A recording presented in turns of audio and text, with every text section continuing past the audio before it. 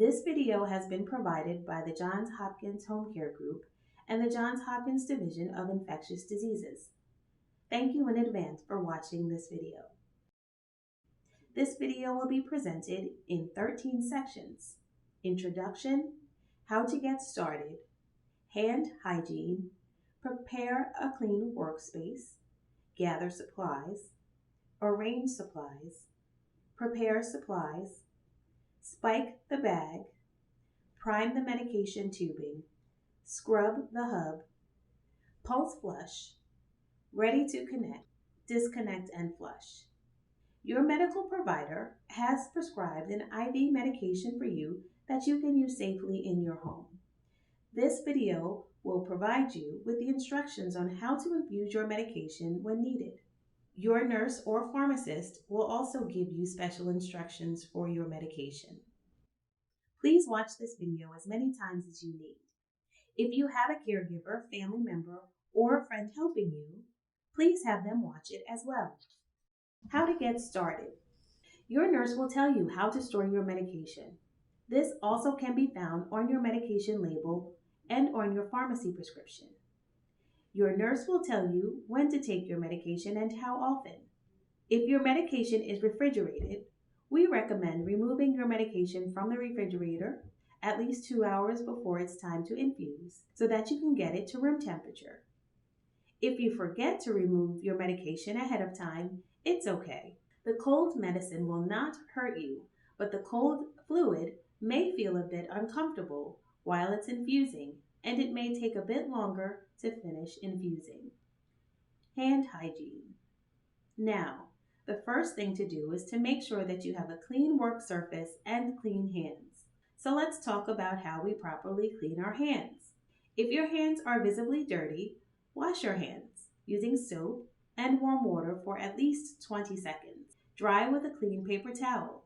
If your hands are not visibly dirty, you can use an alcohol-based hand sanitizer. Place a dime-sized amount of sanitizer in the palm of your hand. Rub your hands together vigorously for at least 20 seconds until your hands are dry. Make sure you rub between your fingers and the backs of your hands. Never blow on your hands or wave or wipe them to speed up the drying. You will wash or sanitize your hands several times throughout this process. Whether you wash or use hand sanitizer, remember that it is always important to wash for a whole 20 seconds each time. Prepare a clean workspace. Before each infusion, it is important to find a clean, dry, hard work surface to set up your medication and supplies. You can place the provided sash placemat on the top of the selected work surface. Wipe the surface and the sash placemat down with a household cleaning agent like Clorox wipes or Lysol and a paper towel or an alcohol pad and allow it to dry. Now, wash or sanitize your hands again for a full 20 seconds, the same way we did the first time. Gather supplies. The next step will be to gather your supplies. Your home infusion agency should provide these supplies. If you are missing any supplies, please call your home infusion agency.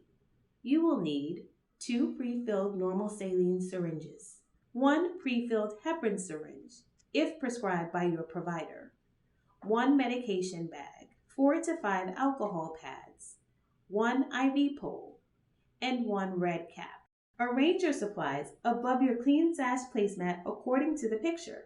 Place the alcohol pads above their respective place on the board. Place a saline syringe above each S. Place your medication bag above the A. If flushing with heparin is prescribed, place a heparin syringe above the H. S is for saline, A is for administer or antibiotic. The other S is for saline, and H is for heparin if needed. You will also need the most recent medication orders from your home infusion provider. Now check the label on the medication bag and compare it to your prescription. It is important to always check the medication label on the bag to make sure that your name is correct, the medication and the dose of medication is correct, and that it matches what is on your prescription. Look at the expiration date or the do not use after date on the medication label. If any of this information is incorrect, stop and call your infusion pharmacy immediately. Now, wash or sanitize your hands for a full 20 seconds. Remember, if sanitizing, you want to always get a good amount in your palm. Then rub until dry. Good job. Prepare supplies. We are now ready to prepare our supplies. Start with the first saline syringe and remove the syringe from the plastic wrapper. Remove the protective end of the saline and place the cap flat side down on the table. You will need to replace the cap on the syringe later, so you want to make sure that the inside of the cap doesn't touch anything or get dirty. Hold the syringe with the end up and plunger at the bottom. Pull back on the syringe plunger slightly to break the seal on the syringe. You will be able to see the tiny air bubble in the syringe. Slowly push the plunger up to let the tiny air bubble out. Once the air is removed, pick up the cap from the table and replace the cap on the end of the syringe. Place the syringe on the sash placemat under or by the first S. Repeat this step for the other syringes on your board. And once you have done this, you are ready to move to the next step. Remove any protective covering from your medication bag and tubing. Place your medication bag and the tubing over the A on the sash placemat, which is for administer or antibiotic. Now, extend your IV pole to its full height. Spike the bag. Now you are ready to attach the tubing to the medication bag. The dial on your tubing is called a flow regulator. This allows you to adjust the flow rate of your infusion using numbers on the dial. This is why it's called dial-a-flow. As we prepare our tubing, we want to make sure the dial is turned to open for now. Keeping the medication bag in front of you on your hard work surface, grip the medication bag at the entrance site and pull the protective cap off the medication bag. Do not twist, just pull. Continue to grip the bag at the entrance site. Pick up the tubing with your other hand while taking off the clear protective cap over the tubing spike. Once you remove the tab, the tubing spike cannot touch anything. If the spike touches anything, throw that tubing away and begin with a new tubing set. Now, insert the tubing spike into the medication bag where you just pulled off the tab. You will use a push and twist motion, like putting a key into an ignition. You will know the bag is spiked correctly when you see the tip of the tubing spike in the medication bag and you see the medicine in the drip chamber. Awesome! You have successfully spiked your bag. Prime the medication tubing. Now it is time to prime your tubing. To prime means that we need to make sure that the fluid runs out through the tubing and all the air is eliminated. First, wash or sanitize your hands for a full 20 seconds. Then, hang the medication bag on the fully extended IV pole. Then, squeeze the drip chamber until it is half full. Remember to make sure your dial is turned to the word open, and then check the clamp on the tubing to make sure that it's open. Watch the fluid as it runs through the tubing. When the fluid has reached the end of the tubing, you will notice a few drips coming out at the end of the tubing. As soon as you see this, close the clamp on the tubing. This will stop the flow. Now, turn the dial on your tubing so the rate on your prescription matches the rate selected on the dial. Keep the clamp on the tubing closed until we are ready to infuse. Good job. Scrub the hub. Now, it is almost time to connect and administer your medication. But before we do, we must scrub the hub and flush the IV line with saline. Can you guess what comes first? You got it. Wash or sanitize your hands. Remember to wash or rub for a full 20 seconds. We will then clean the end cap or scrub the hub on your IV line. You may be wondering, what's an end cap? The end cap, also called the hub, protects your IV line from bacteria. It is very important to keep the end cap clean to prevent infection. The one shown here is in blue, but your end cap could be of another color depending on the home infusion provider. You can ask your nurse what color your end cap is. No matter the color, remember it is important to clean. To clean the end cap of your IV line, We will scrub the hub by using the alcohol pad located right before the S on your sash placemat. Wrap the alcohol square over and around the sides of the hub. Scrub the hub with the alcohol square for at least 15 seconds. Throw the used alcohol square in the trash. Once you have cleaned the hub, you do not want to get it dirty by allowing it to sit on a surface or hang loose. But if you do, it's okay. You will just need to wash your hands and re-clean again with a new alcohol square. Post flush. Ready to flush? We will now flush the IV line with saline. Now, while keeping the end cap or hub clean in one hand, grasp the saline syringe with your other hand. Remove the cover that is on the saline syringe and attach the syringe to the hub of the IV line by screwing the syringe onto the hub in the same push and twist motion as before, like putting a key onto an ignition. Good. Now that you have connected the syringe, open the clamp on your IV line and slowly push about 1 to 2 milliliters of medication in at a time. Stop and push 1 to 2 milliliters more.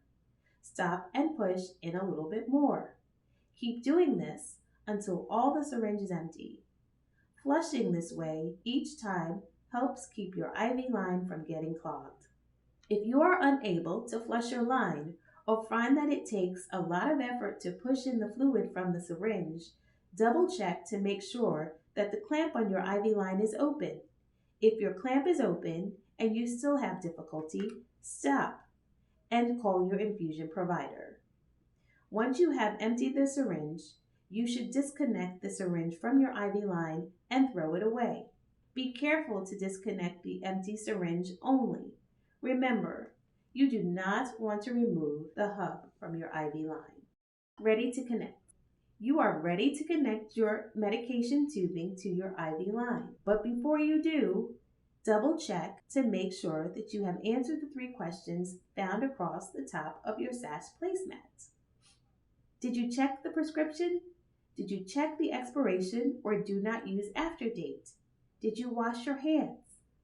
Go ahead, wash or sanitize your hands for a full 20 seconds. Now, you must scrub the hub again for at least 15 seconds. Do you remember what to do? Use the next alcohol pad on your sash placemat, the one before the A. Unwrap the pad and wrap the alcohol square around and over the hub while applying friction, just the same way we did before. Remember, we call this scrubbing the hub. When done, throw out the used alcohol square. Now, hold the clean hub in one hand and keep it clean.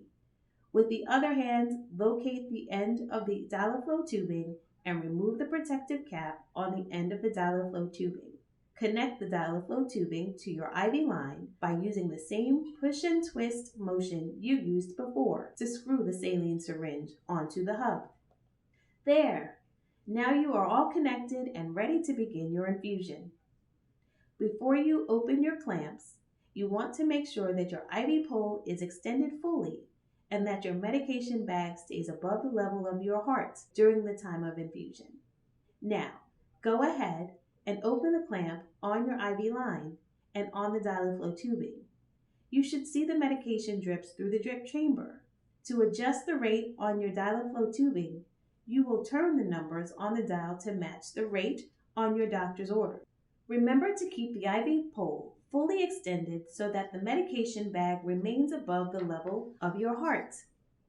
If the bag is below the level of your heart, it can slow or stop the infusion and cause blood to back up in the IV line. If you notice this, don't panic. Stop and call your infusion provider for help.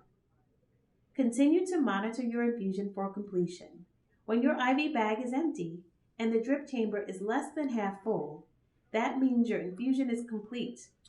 Now, close the clamp on the dial-a-flow tubing. Remember, you can use the same tubing for up to 24 hours. If you have another infusion with the same medication later on today, you can reuse this tubing. If so, here's what you'll do. First, make sure you have a red cap available. Before you disconnect the dial-flow tubing from your IV line, wash or sanitize your hands for a full 20 seconds. Disconnect and flush. Keep the excess dial-flow tubing on the IV pole and remove the red cap from the plastic wrapping. Disconnect the dial-flow tubing from your IV line and apply the clean red cap to the end of the dial-flow tubing. When it is time to prepare a new medication bag for the next infusion, you will throw out the old bag. Using the saved tubing, repeat the process of washing or sanitizing your hands for 20 seconds, spiking a new bag, and repriming the tubing for the new infusion. If it is a new day, you must begin the whole process again with a whole new dial-flow tubing set. Remember, never use the same tubing for 2 different medications. Now that your infusion is complete, go back to your SAS placemat. It is now time to flush your IV line again using the saline syringe on the second S on your SAS placemat. You will repeat the same flushing steps you used at the beginning of your infusion. Do you remember? Always wash or sanitize your hands for a full 20 seconds. Now, using the alcohol pad from your SAS placemat, the one before the second S, scrub the hub of your catheter for 15 seconds. Remember, once you have cleaned the hub, you do not want anything to touch it. If the hub falls from your hands after you have cleaned it, simply wash your hands and clean it again with a new, clean alcohol pad. Be sure to hold the IV line and hub, but do not touch the tip of the sides with your fingers. With your free hand, pick up the saline syringe located on the second S of your SAS placemat. Remove the cap of the saline syringe and attach it to the hub of your IV line, which should be in your other hand. To attach the syringe, you will use a push and twist motion, like putting a key into an ignition. Once you have connected the syringe, open the clamp on your IV line and slowly push about 1 to 2 milliliters of saline in at a time. Stop and push 1 to 2 milliliters more. Stop and push in a little bit more. Keep doing this until all the syringe is empty. If you cannot flush your line or find that it takes a lot of difficulty to push in the fluid from the syringe, double check to make sure that the clamp on the IV line is open. If your clamp is open and you still have difficulty, stop and call your infusion provider. Once you have emptied the syringe, you should disconnect the syringe from your IV line and throw it away. Be careful to disconnect the empty syringe only. Do not remove the end cap from your line. The final step of the SAS placemat is H for heparin. Heparin is a blood thinner used to keep your IV line from clotting with blood. Depending on the type of IV line you have, you may not be required to use heparin. Please ask your nurse or pharmacist for further direction. Before using your heparin, use the final alcohol pad before the H to clean the hub very well. Attach the heparin syringe to the hub and flush as you did with the saline using the stop and push method. Remove the heparin syringe, being careful not to remove your hub. Close the clamp on your IV line. Wash or sanitize your hands for a full 20 seconds. Congratulations! You have successfully infused your medication. Good job! Enjoy your day.